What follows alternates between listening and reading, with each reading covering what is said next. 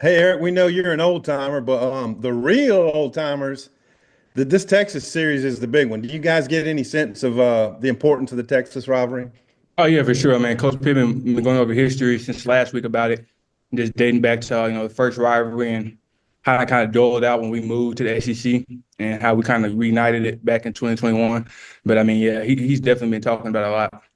Luke, any thoughts about just if you have any friends or family who kind of know the long-term connection to Texas?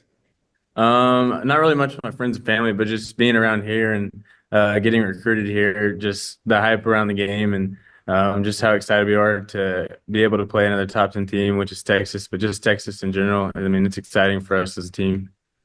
Yeah, Eric, I was watching some highlights of the game from 21 today, and the 4th and 1 play. You were right in on that play, right? On when you stopped Bijan. I think so. I don't remember. I ain't gonna lie to you. Yeah, I think Hayden Henry hit him, and you were right there, and Grant Morgan. But anyway, what do you recall from the 21 game, and where that maybe sits for you in your memory? Man, it was a big game, man. I mean, like kind of how Coach Pitt was this week about telling us the rivalry stuff. He did the same thing when we played him, telling us the rivalry, how important it is. I mean, we just went out there and we played a great game. Can you speak to Texas's weapons? They're pretty diversified on offense, like to hit the edges. Yeah, man.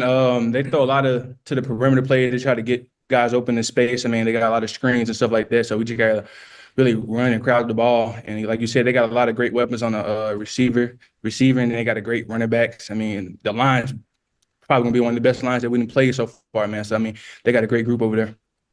Luke, Texas's numbers on defense are really stout too. What do you make of them? Their D line up front they're really big, and they do a good job. They're really simple, but they play hard and they fire off in their gaps, and so we're gonna be ready for that. And that's something we've been working on at practice this week. And then they have guys in the secondary too who can make plays. So And it'll be welcome in exciting for live. them. We're located at C-Max here on MLK, 2190 MLK Boulevard. It's our Wednesday edition. No Casey Dick show as the Fayetteville Bulldogs are off this weekend in the first round. Get a bye for the first round of the state Arkansas High School State 7A playoffs that begin this week. But we got a lot that we can talk about. Arkansas, Texas, coming up this Saturday. Donald W. Reynolds, 11 a.m. Also tonight, Razorback men take on Troy in Bud Walton Arena. Tip off at 7 p.m. I think it's on the SEC Network Plus, I believe. Um, but just a lot going on.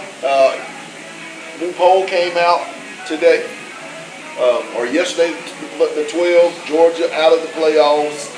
Not too many SEC teams right now in the folks. But hey, we're going to take a real quick break, and we'll be back. Keep watching. Talking season. We're As a live. group with the offensive C-Max line been Southern. working this week. Yeah, Eric, on the other side of the ball, I was wondering what you could tell us a little bit about their personnel up front on the offensive line. And yeah, they got a great group over there, man. I mean, they got a lot of guys that knit well together, and you can see it on film. And they play great together. And just individual, man, it's a lot of great individual play also on online, man. So we got to prepare for that. Luke, did you watch the 21 game or were you here? Or? I was not here, but my brother was here, and I wish I would have been here. But just from hearing from that and some of the guys who are on the And team in welcome my back. We're class that came live. to that game. We're at as C-Max Southern Kitchen here at 2190 MLK Boulevard. It's our Wednesday edition. Once again, no KC Dick Coaches Show today as the Bulldogs have a bye this week of the first round of the Arkansas High School State 7A playoffs. So we'll be back next week with that show and get you all ready for Fayetteville's quarterfinal matchup against the winner of Harbor and Pulaski Academy. But the Razorbacks, 11 p.m. kickoff, battle up with the Longhorns, and tonight the men take on Troy in a really, really good non-conference matchup here at Donald W. Reynolds. Tip-off at 7. Believe it is on SEC Network Plus. So if you want to catch the game, you definitely can go there. But I want to get off into Arkansas, Texas. If you have any type of history of this rivalry, what is it? What game do you remember? And then what can Arkansas do, or what must Arkansas do Saturday? And how realistic of a chance do you think this team has to pull off the upset versus the third-ranked team in the country, that being the Texas Longhorns? Sam talked about the NIL too on Monday. That was the question for me, Pat. Yeah. Well, honestly, I feel if Arkansas wants to beat Texas, they're gonna have to play a perfect game, and then they're gonna have to play levels above what they've been playing all year. I feel like, and even Sam Pittman alluded to the type of team that they're built in, the type of style and play of aggressiveness and smash mouth football that they play. Right. You got to be ready, and I think it's going to be a physical game. And I think if Arkansas can come out with the right mentality and get up on these guys, I think it's all about starting fast, especially when you're at home. Right. Because we beat Texas here, so it's not if, it's just which Arkansas team are we going to get? Taylor can't have Taylor can't have the turnovers. We can't have the fumbles. Right. Good point.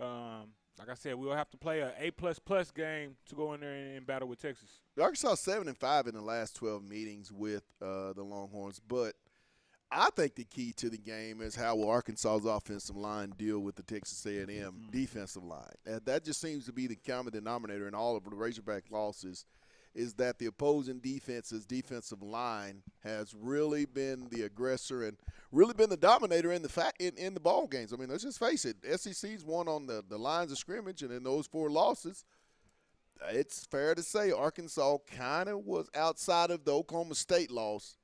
You would have to say that the other team's defensive line won the line of scrimmage battle, hence them winning the game. Yeah, and I can't remember who asked the question, but a young man asked him about the difference between Ole Miss's defensive line and Texas's defensive line, and he mentioned how Ole Miss had more stunts in a creative way of creating mismatches on their offensive line. But Sam said the difference between Texas is they're just going to come straight at you, man on, head on, and play big bully football. Yes. So, again, I think these guys are really going to have to come out, because if somebody can come out and dominate you like that in the first quarter, it's going to be a long game. Good point.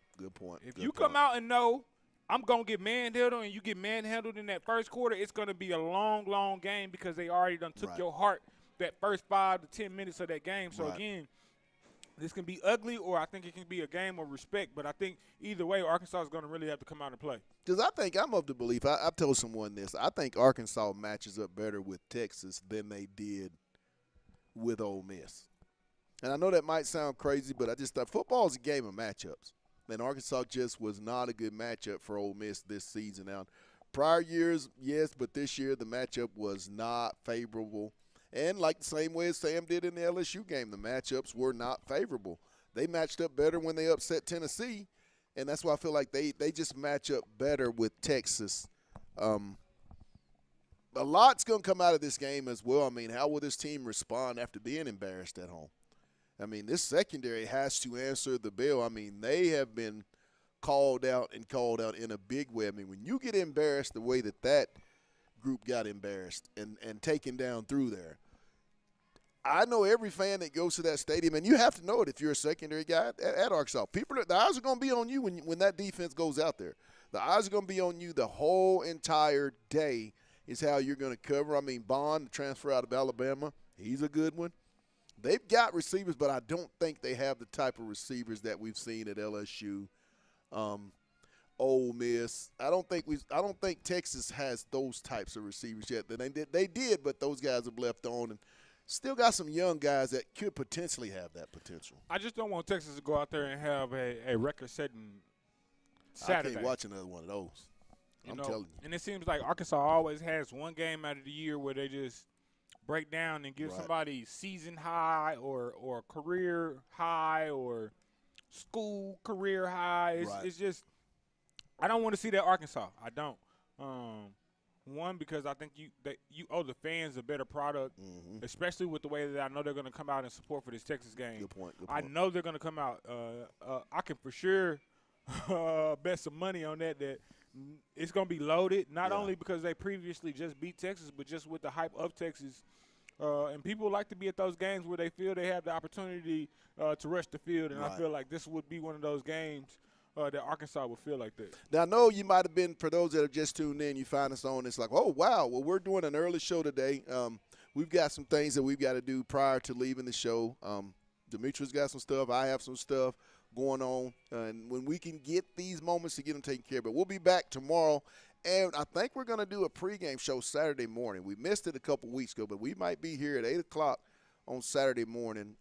And if you're at any location out and about Northwest Arkansas, either here at 2190 MLK, 7420 West Sunset, 909 South Thompson, or right off of Highway 412 there in Siloam Springs, if you will go to any local CMAX and tell them you heard it here on the Hill Media, you will get a 25% discount. That's every day, all day. Let them know you heard it on the Hill Media, and they will definitely award you that 25% discount. And I'm telling you, any dollar helps that you can save, especially for food this dadgum good. I mean, it is just that good, and it is made Southern at heart. So come on down and see all of the great support staff at each and every one of these very nice, very comfortable CMAX. And Pat, you know it's good because I know you hear me smacking and clackling all up in your ear. He's got fish, I am telling you, shrimp, and chicken tenders. He's got the platter. And shout out to Krista. They did a great job cooking it. To Krista and David and don't be scared to give your chef. I'm telling you. Don't be scared to give your chef a little directions. If you like your fish cooked a little hard, all you gotta do is tell them. They'll cook it to your liking. So don't feel like you can't come in here and befriend the staff. Let them know, hey, man, maybe a little too much salt, not enough salt. They're a staff that is going to cater to your liking. So come in, introduce yourself, get to know the staff, and you'll enjoy CMAX. Hey, we did catch up, and we're going to let you hear more of Eric Gregory and Luke Haas as they talk about this upcoming game with the Texas Longhorns. And then we'll be back with any of your questions and more Hog Talk. As well, but just with like technique and taking the right footwork and stuff, and I feel like we've repped it so much since last year that it's just becoming natural, especially for the whole tight end room, not just me. But yeah, Coach Turner's done a great job with us. Yeah, I might have a couple more. I'll turn back to Oliver if I can come back later. Thanks. Go ahead, Jackson. Hey guys, for either of you, has there been a moment in kind of the discussions about the old games or watching some clips, like one particular game that's maybe stood out to the team when going back and going through the old footage? You talking from 2021? No, just from the Texas rivalry in general. You know, you guys Sam has talked about kind of talking about the games in the 60s and, 70s and stuff. Is anything from, back then before 2021 maybe stood out to the team? I mean, yeah, I just speak on the rivalry part. I mean, a lot of like the older guys, like 50, 60, I mean, they hate Texas they hate Texas more than they love Arkansas, you've seen on social media. So, I mean, just seeing that and watching those games, man, I mean, you can see that watching those games. Anything stand out to you, Luke? Just with what Coach Pippen talked about this week is just how many consecutive years back then we played them in a row, and then now them coming into the SEC, it's getting to start that new trend. It'll be exciting for our fan base and for our team. And Eric, Texas one loss this year to Georgia. They got a lot of pressure on Ewers, especially early. I mean, has that been a focal point from Travis and Deke? Just like that's going to be kind of the key for the defense is getting pressure on him. Oh yeah, for sure, man. Really, we want to do that every game that we play. I mean, some is harder than others, but I mean, yeah, like you said, we seen the Georgia game. They got a lot of pressure on him, man. You can kind of see it affecting him a little bit, man. So we definitely want to try to go in and get pressure on him. Thanks, guys.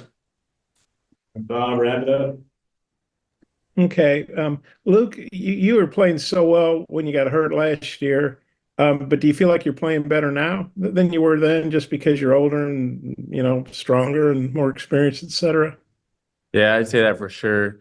Especially just having another year under Coach Turner's belt with all the details and little things that, I mean, our vocabulary is the same now. I can almost read his mind before he's about to say something. So that's definitely helped improve my game. And having Coach Petrino too has been really good for us as a tight end room, especially as the season goes on, because we're starting to gel and understand the offense more.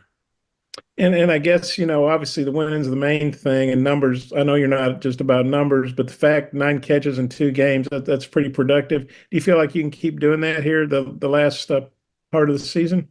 Yes.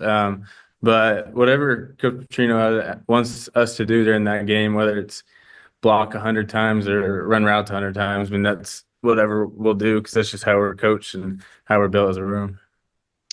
And then I know a welcome date's, I'm sure it's an open date is welcome, especially late in the season. But last open date didn't go so well. I know LSU has a lot to do with that. They're really good. But have you guys handled the open date any differently? And is there some extra motivation because the last open date, the next game you played, didn't go so well?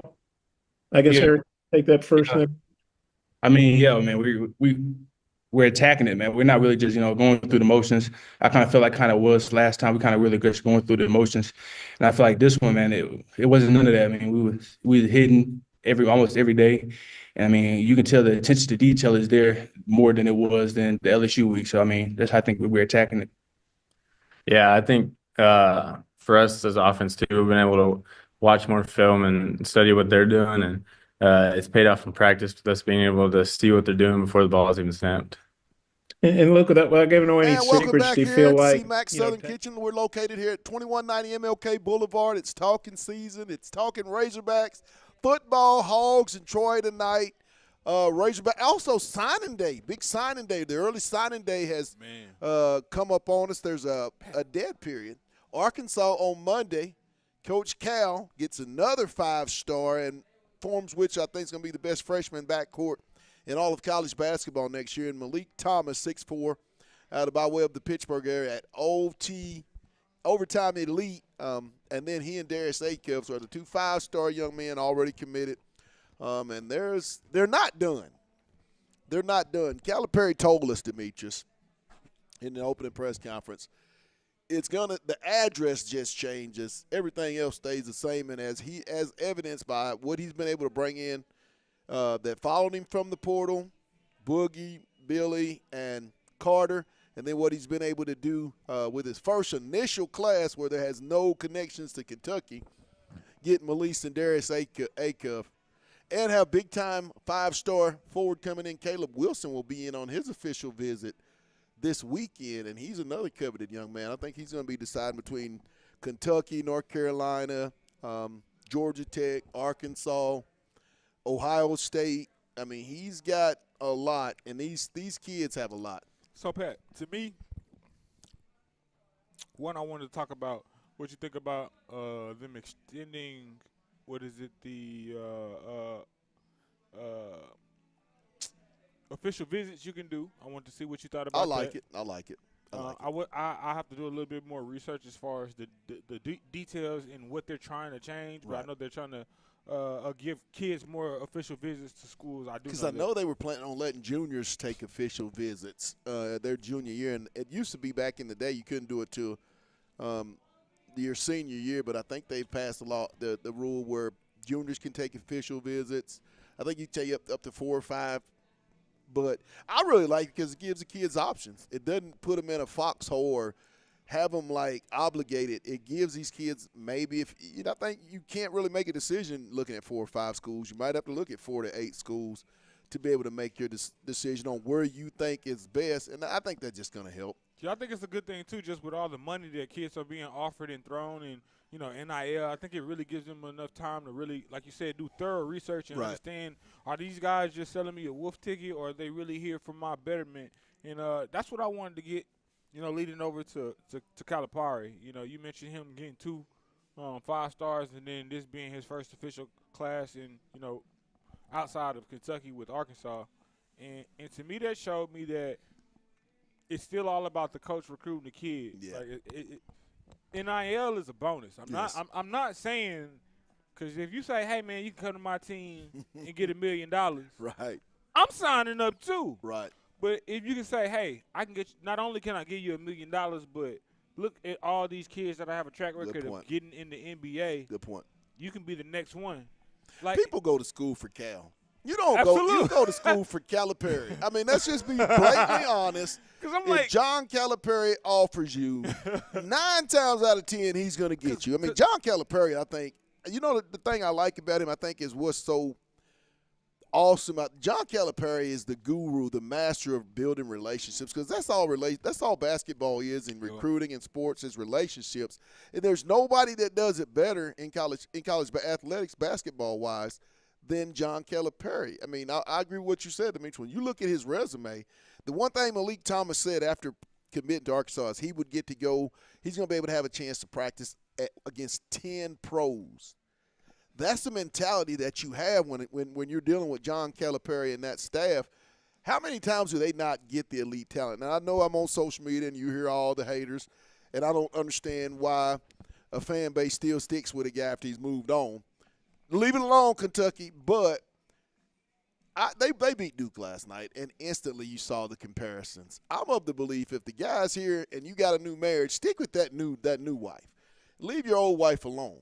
Just move on, and I think that's where there's a lot of friction still with the what should we call them, the Wildcat trolls of John Calipari. That's what I think. But he's just a master recruiter. I mean, just a master recruiter. Just man, very dynamic. And I know when I say this, you always say, "Well, football has a little bit more. It's a little harder to recruit." But I say you still got numbers game where you can recruit more players. So even though it is a little harder to recruit 85, you still have a way bigger pool of talent across the board at multiple positions that I'm still saying, and this is what I get back to saying, it's all about who's driving that ship and who's leading this program. And I'm not saying Sam can't, but I understand why some of these boosters – haven't given them the type of NIL and the type of, room to work like they have, Kyle. Well, I just don't think they've won enough. I mean, I think with Pitt, I think with Bielema, I think absolutely. Let's not even talk about the hammer Pat, down. That was ridiculous. That cancels out the argument because it's like, okay, if I'm telling you what I need to compete and win, how do you expect me to win if I'm telling you this is what I need to win? Exactly. NIL is still going to be a factor. I do think that if what we anticipate to happen in April happens with, the NCAA passing the profit sharing deal, I think that's going to really help out how NIL is dealt with going forward. I think that's going to be the best thing, having the profit sharing. Now, it still doesn't mean NIL is going to be taken care of by all the big-time executives like the Tysons. No, excuse me. You're still going to have to, as a fan, decide if you want to help out in that NIL or if you don't. That's just basically where it's at. You'll just be able to not sit around and say, I don't know where all this NIL. You'll be able to know where your dollars are going because they'll have a better chance of tracking. Or is this XYZ, is he or she doing X, Y, and Z work? I mean, is this the proper NIL way? And I think when that happens, it's going to make college athletics even more appealing, and even the parity. It's just parity's not leaving, Demetrius. We talked about this years ago. Parity is not leaving college athletics. No more of the days where you see undefeated teams from the SEC. I mean, if you lose 2 games, 3 games, I mean, you're 2 losses. A 10-2 team now can make the playoffs in the SEC. Point blank. Man, I think a third of the playoff spots are going to be SEC teams. You know what baffles me is 4 of the top 5 in the playoffs are Big Ten teams. No. You mean to tell me Penn State can beat Georgia? Yeah, but that's all about Indiana can beat a Texas A&M or somebody? But that's all about understanding that they're trying to set guidelines so that when things get murky, they can still say, hey, we went off the record. We went off the strength of schedule. So I understand it, and that's why I'm so glad that they expanded it to 12. This is the reason. This is the reason why they needed to expand to 12, because you're looking at the top 5 saying, man, these aren't the best top 5 teams. And I think it makes the non-conference how you schedule. And I think it makes all 12 games more important when you have 12 teams that can get into a playoff. It's not just relegated to 4. I mean, that takes a lot from a competitor. And if you lose a certain amount of games, you're out of the 4-team playoff. I mean, that takes a lot. And I think that's when Demetrius, that's when you get kids opting out, shutting down the year, when they realize that there's no goals to play for after they've lost 1 or 2 games. I really like this playoff system. I think it's going to be amazing 3 weeks of college football. I think it's going to be tremendous. I think you'll get more viewers with the 12-team playoff than you do the NFL playoffs. Absolutely. It's like is what I'm thinking. It's like March Madness. You know this is only going on for a limited time, one and done. I don't care about getting a trophy at the end of this. Right. There's a trophy at the end of this for the number one. It's not like BCS. So I think it does add a different element of competitive spirit to the sport, and I think it's needed. Sam Pittman came out on Monday and was explaining that he will be having hip surgery following the conclusion of the Missouri game in between the dead period. And a lot of fans took that as he was going to resign. My mom has had this surgery. It's a very good surgery. It's very the recovery time is really good. Sam is not going to be let go. Sam Pittman, I feel very confident as I sit here on November the 13th and say at 1:21 p.m. that Sam Pittman will be the University of Arkansas football coach for the 2025 football season. I'm pretty safe in saying that. Now, I could be wrong, and if I'm wrong, but I don't think that I'm wrong. I think 100% he'll be back because I think this team's going to go bowling. This team still has a lot out in front of this. They could win 2 of the next 3 and still get to the 8 wins if you win the bowl game. I mean, there's still a lot of football left for this team. I think the to key play is that for. Missouri game, and that's what I was talking about at the beginning of the year. I said, man, it's all going to boil down to this Missouri game. Yes. And what will Missouri be playing for when they get to that game? I mean, what will be their mindset? I don't even know their record right now. I have to go look at this. 8-2, another loss. Oh, I mean, 7-2, another loss knocks them completely out of the picture for playoffs. So then, it does. What do those guys do? I still think when you talk about Drink, he's still on the trajectory of going up. So I think they still do have something to play for. I really do. I think with them, Drake is spilling. I still think I agree, but I think they're one of those teams that they haven't peaked. Right. I think he still has a little bit of room to get better, and I think if he can still put a good product on the field, he can get that NIL raise that he's looking for to go get the type of players to get him over the top. Good point. So I think from a coaching staff, Missouri will have something to play for that, and I think personally, even with former Hogs being on that coaching staff, I think they always look forward to that rivalry game. And honestly, I think they take it a little bit more serious than Arkansas. Well, that's going to wrap us up for today. We'll be back tomorrow at 1:05. Our normal time will be set, so make sure you set your clocks. Once again, want to give a shout-out to the sponsors that make this possible here at CMAX Southern Kitchen each and every Monday, Wednesday, and Thursday. That being said, CMAX Southern Kitchen, Lindsay and Associates, Fayetteville Glass, and First Choice Protection Systems. I want to thank our proud sponsors for making our shows throughout the week and all of our Fayetteville Bulldogs broadcasts on Tuesdays and Fridays basketball and Friday nights football. Now, once again, if you're listening to this and you listen to me good, all locations of CMAX here at 2190 MLK, 909 South Thompson, 7420 West Sunset Avenue, and right off of Highway 412 there in Siloam Springs. If you will go in there and say you heard this announcement on the Hill Media, you will receive a 25% discount on your meal. That's all you got to do. It's good food. It's worth it. I'm just telling you. Just say you heard it on the Hill Media, and you will get 25% off of your meal at that time. But once again, that's going to do it. We'll be here tomorrow with all our picks, talking high school football, get you ready for the playoffs, and all the good stuff. But once again, we want to thank you guys, and we'll be back. From my producer, Demetrius, and myself, it's on the Hill, and it's talking season. And you know them last words. Let's get it. We'll see you tomorrow.